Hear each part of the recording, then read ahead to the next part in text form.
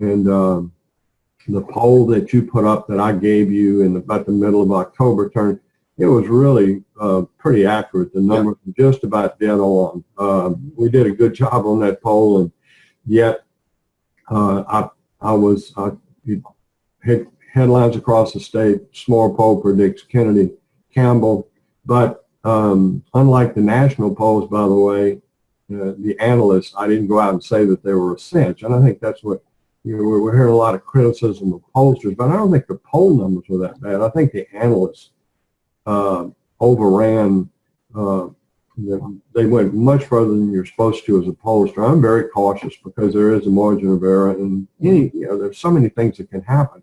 And one of the interesting things that happened was in that same poll, we had polled the constitutional amendment, and it was doing very well. And within, I would say, the last 3 or 4 days, for example, it just crashed. But Kennedy, Campbell, the numbers were correct. And what I said was, and I thought you did a good job in everything you talked about. It was the poll showed that Kennedy was the only candidate who wasn't landlocked to his particular area of who he represented. For example, Kennedy goes into Terrebonne and gets 40%. Boustany gets 12 or 14. Well, Boustany doesn't do well in his base of Acadiana. He's not going to make the runoff, and went up in the North Louisiana, and Kennedy runs right next to Fleming with Republican voters. Kennedy runs well all over the state, and that's a tribute to him and his campaign, his years of being around here. The third time is the charm for him. We've seen other people like Woody Jenkins run a lot and not win, but Kennedy actually pulled it off. And I thought his campaign was well run. I thought he had good ads. And, his ads were aimed at the sort of like Trump voters. Right. When I saw the ad on the weed killer, my first blush was, wow, what is that? But as you talk to people, they remembered that ad and they liked it. Whereas I've talked to people, that's a horrible ad. But, it appealed to his voters, and that's what was the difference. So, but it was an interesting race. And the other thing that you and I are watching is the congressmen and senators who come back home from Louisiana. They're not dominant people anymore. They don't come back here and run for governor and become governor. They don't come back here and run for the U.S. Senate. And because they're a congressman, they run, they dominate.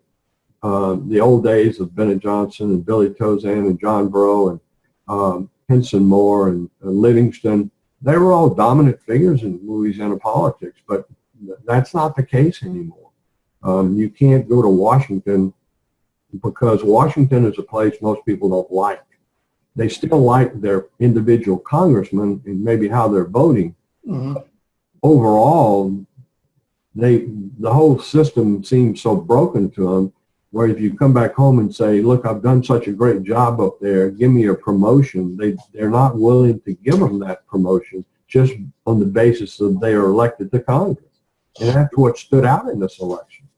Well, there was some early talk that Kennedy, at least based upon another poll, not yours, but that Kennedy, hadn't translated into a U.S. senator, that he was known quite well, of course, because of his TV and radio appearances, but that his persona just hadn't translated into some kind of federal office.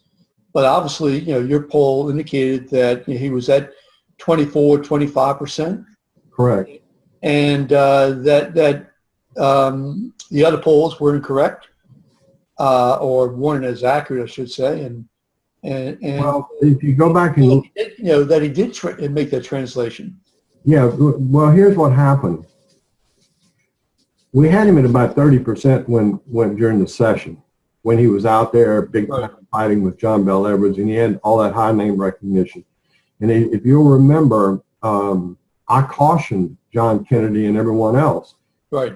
His numbers are inflated because he's out there he's well known, he's a treasurer, and they're saying, I like what you're saying about spending and taxing in Louisiana. It's with the legislature as a backdrop. But he wasn't 30%, and I knew it. I knew his numbers were inflated. And I told all the candidates who talked to me, I said, look, this is about the publicity he's gotten. And I said, it's very similar to what Duke got when a poll I ran, when Duke jumps up and makes this huge splash on, I'm now changing my position and I'm against Common Core. And he was almost 40%. And, the mistake he made was, and I warned him in every talk I gave, that this is inflated. Your numbers are inflated. That is not where you really are, because when this race starts, you've got to convince people why you want to be governor. You're popular as a senator. Kennedy went through the same thing. Kennedy's always, in the last 4 or 5 years, he's been in the 60s. Well, guess what happened when I ran the poll? I think it was in August or sometimes up in that area. Kennedy went from 30 to 20, to like 19 or 20. And what happened was Kennedy sat there with that 30% thinking it was real, and other candidates started coming on television. And it was exactly what I said. It looked like the bottom had fallen out from under him. And I said that he hasn't yet run television telling people why they should vote for him as senator, not rely on his popularity as treasurer. Well, Kennedy went up on television almost immediately after that survey. Right. And he went up and did exactly what I thought he should do, which is tell people you've got to make a transformation from being the state treasurer into why you want to be senator, and you've got to convince them, because unless you convince them just because you're treasurer, it's not going to elect you.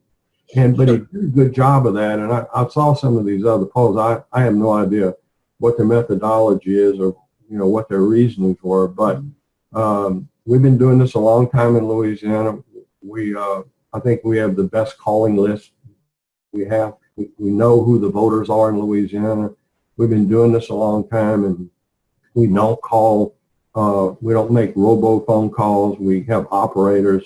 We're a sophisticated operation. We spend money, by the way. It's expensive to use the list we use, because those lists are tied to what we call likely voters and their phone numbers and the cell numbers. Plus, we're calling cell phones, which gets, if you're just calling landlines, you're missing 70% of the people now. So I think that's why we were successful. I never was worried about it. I mean, my partner is really a smart guy, Buster McKenzie, and he's a numbers cruncher. I'm the political guy. I understand what the numbers mean. And when I go out and talk about what, like Kennedy, Buster comes up with 30%, and I said that 30% is not real. Mm-hmm. That's the difference in Buster now, so we kind of complement each other on that. But the polls that show Fleming or show Bustani and all these other polls, I don't pay attention to them. I know our numbers are solid, and I know we're going to be in the ballpark. But at the same time, you're correct. And Kennedy made the transformation, and he made it. He did a great job of convincing them that he's been a good treasurer. Now I'm going to vote for this guy to be my United States senator. And he not only since he was a statewide elected official, and you and I knew it, but it was a component that allowed him to be the eventual winner. He wasn't landlocked.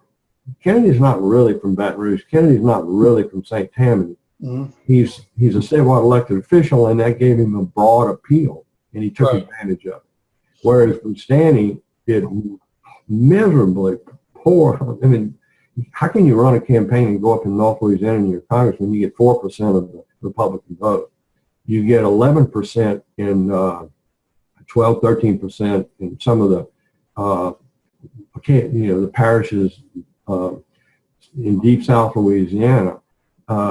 If you look at St. Tammany, where John Kennedy's, where he lives and where his base is, he just killed everybody over there.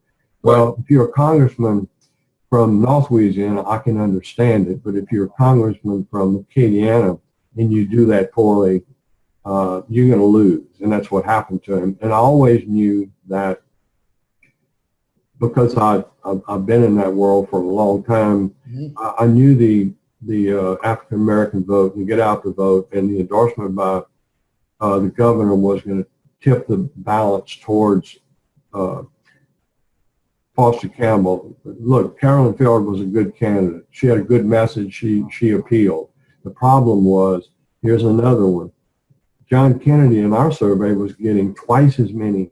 If you added up Caroline Fillard and Foster Campbell's white Democratic vote, being both of them combined. So, that's why he was at 23, 24, 25. But that's a lot of votes when you have 5 candidates. Yeah. Plus you have 19 other ones who are taking 7, 8, 9, 10% of the white vote. So really and truly you had 5 candidates who were fighting for about 50% of the vote, 53%, 54. So you divide that into 5 and you're talking about 14, 15 points spread out among 5 candidates. So 25% is a big number considering how many strong candidates you had. And they were all good candidates. They were all articulate, and it was a competitive race. And by and far, I thought the theme of the campaign by the candidates was good. Most of the ads, a lot of the ads were just totally, I think, off message. I think these PACs, which you and I agree are a waste, they're there I think they're there to distract the campaign. I can honestly say if the Senate race was about the Senate race only in Louisiana, we might have had a 40% turnout, because most of the campaigns were not on message. I think it's some of the people doing these ads, and I know you're particularly incensed with a lot of it and how they say things and do things, and you're 100% correct. And I'm glad that you're one of the few people out there who attack these type attacks. Like John Kennedy and Hillary Clinton were in Washington, D.C. one time in their lifetime, so they're tied together. Barack Obama and John Kennedy voted for the same person 3 years ago, so he's linked to them. The public's smarter than that. They're just not buying this stuff anymore. We've overdone it. Barack Obama's leaving office, and he's a tough sell in Louisiana for Democrats, and Hillary was actually less popular than Obama. Obama's numbers look good compared to her. She just never got off the ground here. Right. The point is that Kennedy's ads were more in line with where Trump was, and most of the other candidates, I don't know who their consultants were and who were running their campaigns or who were doing their ads, but they were some of the worst ads Louisiana has ever seen.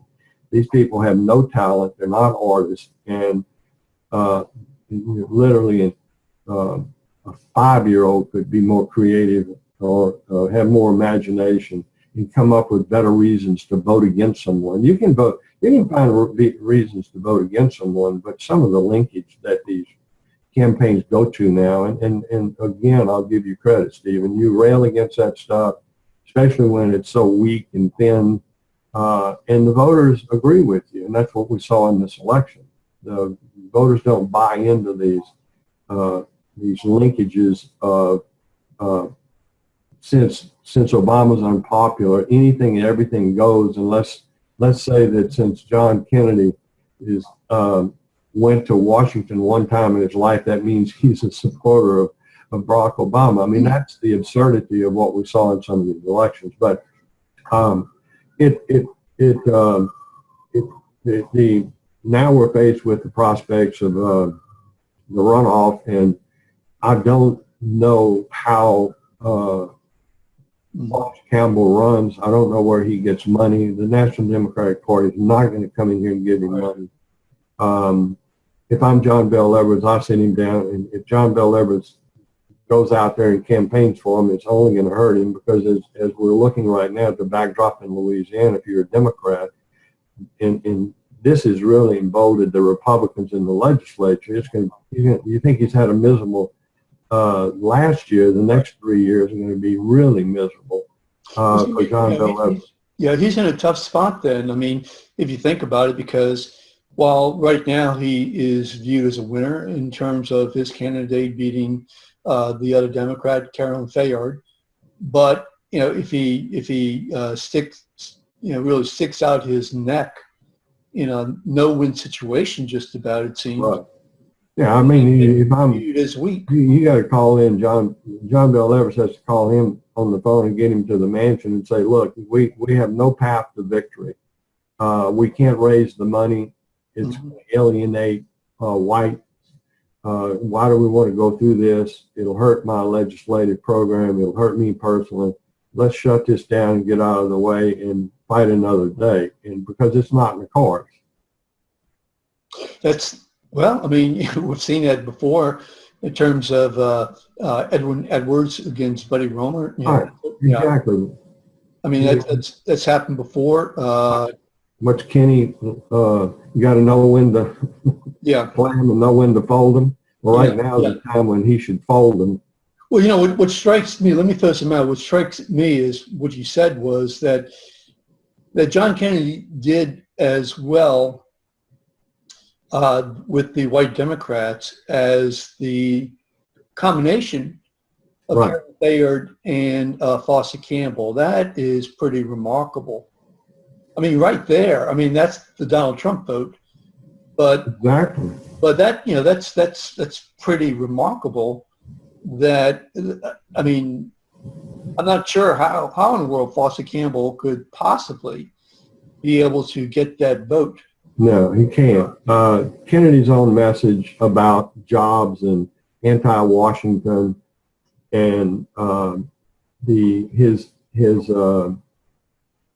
weed killer ad was imaginative. A lot of people frowned, but it was on message with the Trump message. And this is another thing. There are white Democrats in this state. And too many Republicans act like they don't exist, but they do exist. They're not as big as they used to be, but they're an important component of our state. And those white Democrats help Republicans win. And you can't ignore them, and you should never not talk to them, because they're the people that suffer the most without the jobs, with the high cost of tuition in Louisiana. And it's one of the things that I really care about. I worked for the United States Senate for 10 years. I'm an independent now, but I was a Democrat all my life, mainly because of the job I do. But those are people that suffer the most. And they're the ones that are suffering in the Rust Belt with lack of jobs, whether you like it or not. NAFTA hurt them. It hurt from there all the way through New Hampshire. And they've lost jobs. Those people they're paying higher premiums, and nothing's going up. And it's not anyone's particular fault. It is the fault of all politicians, and that's the way the public looks at it right now. But here in Louisiana, though, we have those same voters who they're white Democrats, and Kennedy resonated with them. And they're the consultants of most of these other campaigns are clueless if they didn't know that is an important component. And Kennedy spoke to them about their not being able to get help. Their Washington had failed them. It wasn't about Obama, and it wasn't about Hillary. The people who won across the country were talking to people about jobs, the economy, and their families, and the things that they have to face every day as citizens. And Trump's, tapped into that. And how the Democratic Party missed it, we'll never understand. And why she paid so little attention to the Rust Belt, but is mind-boggling. I can't, when you look back at this stuff, Stephen, you and I have been doing this for a long time, and when we look at we didn't know this stuff because we were fun, but you go back and we're looking at how she ignored all of those people up there, and they didn't turn out. Blacks did not turn out for her. I mean, and she lost Wisconsin. She lost Michigan for one reason. I mean, the blacks literally were 12, 14% under Barack Obama both times. she went to Florida a lot, but the analogy to Louisiana is we still have 13, 14, 15, whatever it is, percent of white Democrats who vote. And you watch these campaigns and this sharp conservative rhetoric just doesn't, just doesn't fit the real profile. You would think that every voter in Louisiana was Tea Party and religious right, but they're not. They make up, a decent portion, but they're about the same as some of the white Democrats. And they were in Kennedy's corner. And Caroline Fayard and Foster Campbell, in the last poll I did, they were not. I mean, their numbers